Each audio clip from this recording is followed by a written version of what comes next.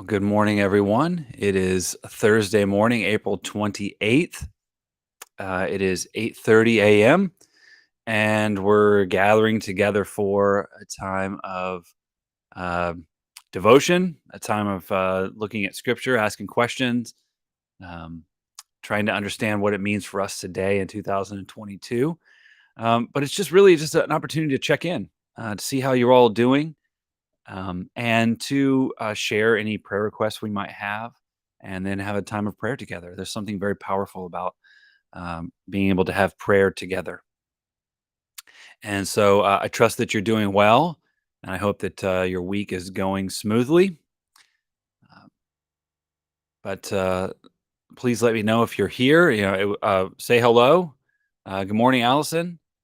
It helps me to know. I see a little number of who's with us this morning, but it's awesome if you can um, say hello. You don't have to. Please don't feel. But if you're watching this at another time throughout the day or week, anytime you add a comment, no matter when it's added, I'll get a notification, and it's just nice to see who is here, and to better know who I'm talking to. Like I said, we're going to gather together this week. We're on the other side of Easter, and we're looking at a sermon series here at our community, Bethesda United Methodist in Salisbury, Maryland, and we're looking at this sermon series called "Being Sent." And and the idea is that after the resurrection, um, Jesus comes back, and he comes back in different ways to different people. I saw an interesting conversation that. In a sermon this last week from another church, and they were talking about how um, there are certain times where Jesus shows up and it seems to be in physical form, and there are other times Jesus shows up in spiritual form, where he's able to go through walls, and then in other places, he's eating, or he's walking with people, and it's quite beautiful. This idea, Jesus shows up in different ways to different people, to connect with them right where they're at. But then every single time there is something happens. There's a change. There is a, a point of impact. There's a collision of the way you understand who you are and who God is, and now it is changed because of the resurrection. Because if we're honest, the resurrection is really the power of Easter. It's the thing that changes everything. Anyone can die for their faith, right? That's being called a martyr. Anybody can die, but not everyone comes back. And the resurrection is the key. It is the life changing good news of our connection to God. And so it has implications, this resurrection. Resurrection has implications for how we live our lives, but how we see ourselves as well. And so when we begin to connect to that resurrection, when we believe it to be true, because again, I know in this last week, I shared with you some theories that some other people have in how the resurrection could have happened without it actually happening, right? This idea of Jesus having a long lost twin, or Jesus faking his injuries, that they weren't as life threatening as he let on, and people try to wrap their head around that. That is how it could have happened. They can't buy into the fact that Jesus died and is now alive.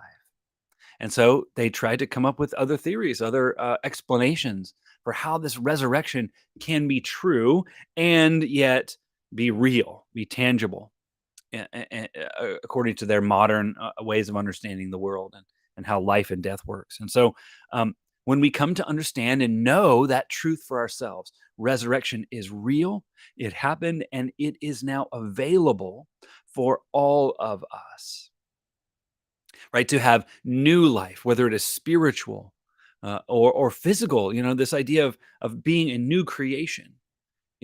Being born again. Jesus, used that type of terminology, and I don't think it's a literal thing. He's not talking about death and coming back to life. It's talking about living our lives here and now. Don't wait until after you're dead, right? Don't wait for that ticket to heaven. Change now. Live holy and complete and alive now. Don't wait for it. New life is available right here and right now. And that is absolutely amazing news. But the question is, um, what are we doing with that news? Because it is amazing news for us, and we apply it to our lives. We believe it, we hold on to it, we let it impact and change us and shift us and do all these amazing things in our lives. But that's just good news. It is great news if it's shared with others. Because I don't know about you, but if you look outside, you watch the news, you read the papers, you watch if you're on Facebook, there are people out there who are hurting, who feel alone, who feel lost, who feel beaten down or trampled over or overlooked. The list could go on and on about the ways in which we feel in the world today, right? And we're always looking for a reason, right? Who is to blame, right? And we point fingers at each other, and we pass the blame of, this is why this happened, or these policies, or this caused this or that. We always look for a scapegoat. We always look for an issue. But I encourage us to just focus on ways in which we can live our best possible life here and now. And when we live fully alive, then we give others room and space to do the same. We are living our lives in such a way that it shares that we are connected to something that is better and greater than anything that the world has to offer, right?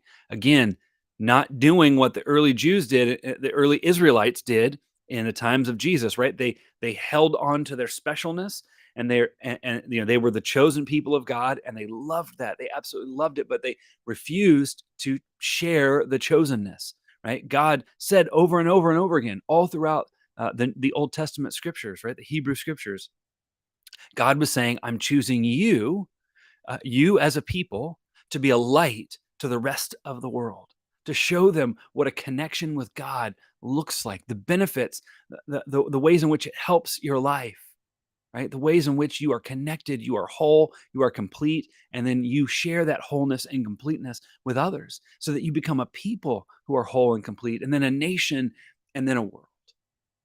But they held on to their chosenness, their specialness. They didn't want to share it. And Jesus comes onto the scene and says, there is no longer now Jew or Gentile, slave or free, man or woman.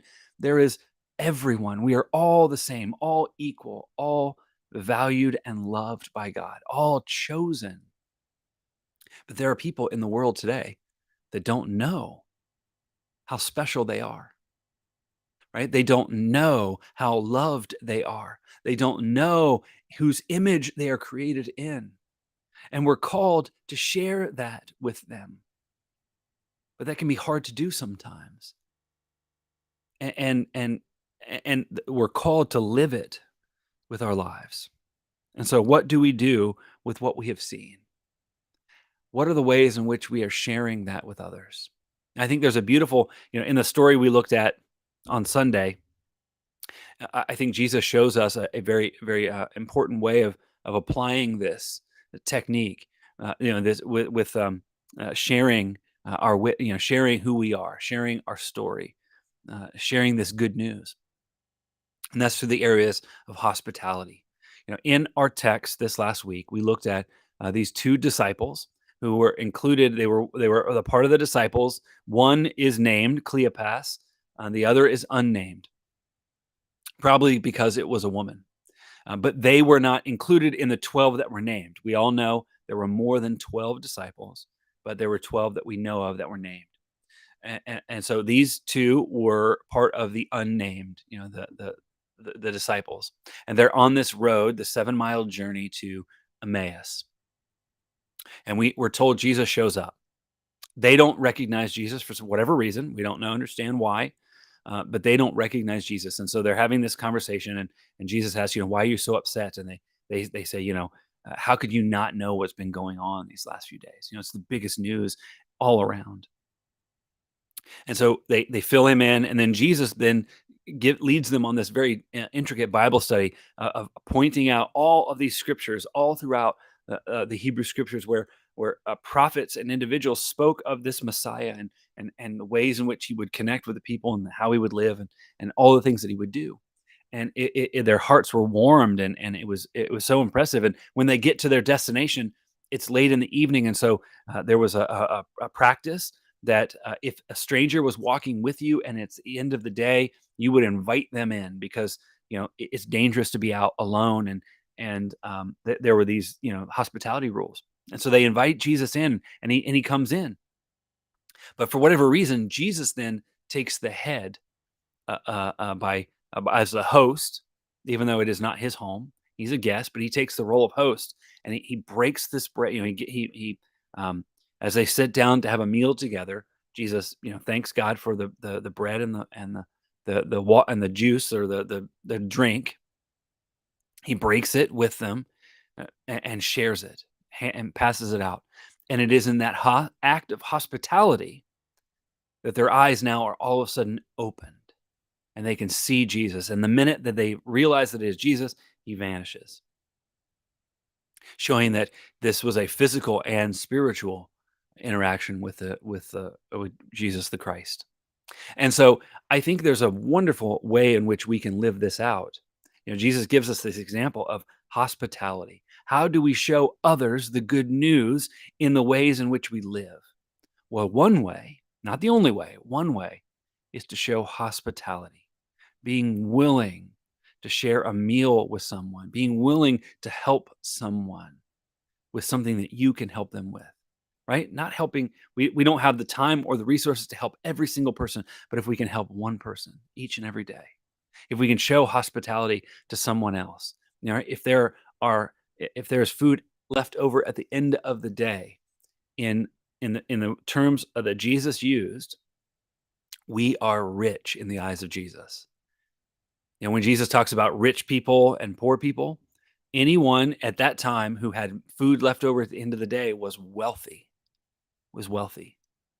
And I'm not getting into a debate on what that means for us today of who's of economic status or anything like that. But I'm talking that the goal that Jesus was talking about over and over and over again was sharing the extra that we have at the end of the day, being hospitable, being willing to help another person, welcome someone in, invite someone over for a meal, right? There's something absolutely powerful about letting someone into your home and sitting down at your table and sharing a meal that you have prepared for them. The house that you've picked up and cleaned up, right? And I don't know about you, but in our home, we absolutely love having people over, but uh, we don't like. I don't, and my two daughters. Well, myself and my youngest daughter are not the. Um, we don't like cleaning up. It's the hard part about all of it, right? We want our house to look nice and presentable, and um, and so there's a lot of work involved in getting all of that ready. That's the hard part of it, right? Getting everything ready. But there's something absolutely humbling and powerful and moving where you invite someone in. And so if you can, a neighbor, someone who lives down the street or across, in your neighborhood that you've never actually met, or maybe you know their name, you wave to each other, but to invite them in, that is a powerful thing. And to just talk to them. You don't have to share with them, this drawn out plan of here's how you need to know God and here's why. It's not an argument or a debate, but you're just sharing your life. And they can see that you are kind and generous and humble and hospitable. And there's something different about you. What is it? Right? You're sharing your faith by sharing your life. And this is what God calls us to do. And Jesus shows us even an example of ways in which we can do that today. Being hospitable, going and serving at a soup kitchen, at Salisbury Urban Ministries, at Halo, and being able to go and serve a meal to another, or to a group, maybe a Sunday school class or a circle or a group of individuals gather together and say, every single day, at one of the shelters here, they hand out sack lunches, and that is resources. They need money to do that, or people to bring in the resources so they can fill those lunch bags and hand them out, so someone does not starve at lunchtime. And so you could come together and yourself say, one day a week, or this day, we're going to cover all of their lunches. We'll prepare them, we'll bring them in, whatever it is, right? There are ways in which we can be hospitable, right? And there's so many hundreds of other ways that I haven't even talked about or even thought of that maybe only you know. And so God calls us to do this, to be hospitable. So I encourage us today to find ways this week that we can show others the good news of the resurrection by the ways in which we live, the ways how we act towards others, right? How we treat the least of these, as the scriptures say. The ways in which we treat others speaks volumes about our view of the resurrection and the faith that we say that we have. And so if we say that we have faith, then it should be seen in the ways in which we live and interact with others. So I hope this gives us some things to think about this morning. Good morning, Martha. Good morning, Joyce and Bruce. Good morning, Margaret. Thanks for saying hi. Would you take this time, or actually, as well, before we begin to have prayer, if you have any prayer requests, please let me know. I want to make sure to lift up all of those that we're connected to. So would you pray with me this morning? Gracious and loving God, we come before you this morning, so thankful for the ways in which you love us and for all that you've done in our lives, God. We thank you for all of it. And God, we ask that that you would help us to go out and to find ways in which we can share our love and our thankfulness to all that you've done by the ways in which we live and how we treat others. And God, help us to have eyes that are open to see ways in which we can show hospitality to others by helping others feel welcome and included, seen, valued, and even heard. God, we know that it is by doing this, it's not rehearsing a speech or winning someone over with a debate or a presentation or an argument, but God, it is about the ways in which we live our lives, the ways in how we love others, the ways in which we show love and hospitality, inclusion, grace, and hospitality to everyone else, God. But by doing this, we're showing the faith that we have in you. And so, God, we ask that you just give us strength and open our eyes to ways in which we can do that in the world today. You've gifted us with so many wonderful talents and perspectives, God, that are so unique to each of us. God, help us to go out and to live those, to apply those to those that we are all around. And not only at our work, but our neighborhoods and our places of business and the places in which we shop and frequent. So God, help us to do this for today. God, we take this time now to lift up individuals in our community that need your love and healing and support. God, for Catherine Cronshaw, who's recovering at home, for Howard Grice, who's recovering with his daughter. God, we ask that you be with the family of Al Huffer, who passed away and is having their services tomorrow. God, we just ask that you be with the whole family as they mourn and grieve this loss. For so many others, God, that are in our community, you know their names, God. You know what they need. We ask that you be with them, guide them, strengthen them, heal them, and fill them with your love, God. We're thankful for all that you say and do. We're thankful for who you say that we are. You call us children, and so help us, God, to claim that, to live that, to accept it for ourselves, and to share it with others, saying and helping them all to know that we are all sisters and brothers. We are all equal. And God, for all of this and more, we praise you and thank you. And it is in your name, in your son's name, that we pray. Amen. Well, grace and peace to all of you. I hope that you have an amazing rest of your week. Please, again, I know I say this over and over again, but if there's anything that we can do or ways in which we can connect or pray for you specifically, please send me. You can add a comment here, or you can send me a message or an email. We would love to be able to connect with you and minister to you specifically for what you need. But I hope that you're doing well. Have a great rest of your week. And we will see you back here for worship every Sunday morning at 9 and 10:30. 9 o'clock is our contemporary service, and 10:30 is our traditional. We would love to have you. You're always welcome. Anyone is welcome to come. If you don't feel worthy or perfect, then you're in the right place, because we are all imperfect individuals who are striving to be our best, to connect with God, and to live our faith authentically in the world today. And so there is no perfect person, and we are all in a process of becoming. So you are always welcome to worship with us. God bless you. Have a great week, and we'll see you back here for the midweek on next Thursday.